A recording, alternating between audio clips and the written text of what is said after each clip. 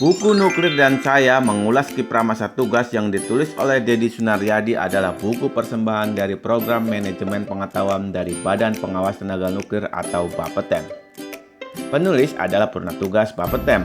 Ia pernah menjabat sebagai Kepala Subdirektorat Penelitian dan Industri, Kepala Subdirektorat Inspeksi Instalasi Nuklir, dan Kepala Pusat Pengkajian Sistem dan Teknologi Pengawasan Instalasi dan Bahan Nuklir.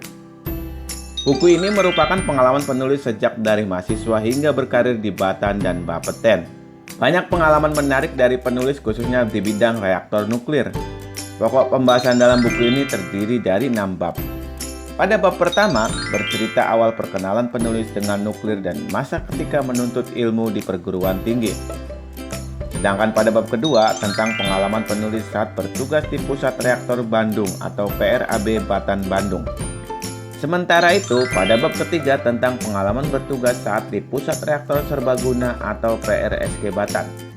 Selanjutnya, pada bab keempat membahas tentang pengalaman penulis saat di Subdirektorat Penelitian dan Industri.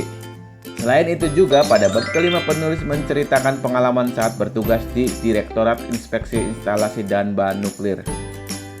Pada bab terakhir juga menceritakan pengalaman bertugas di Pusat Pengkajian Sistem dan Teknologi Pengawasan Instalasi dan Bahan Nuklir Bapeten.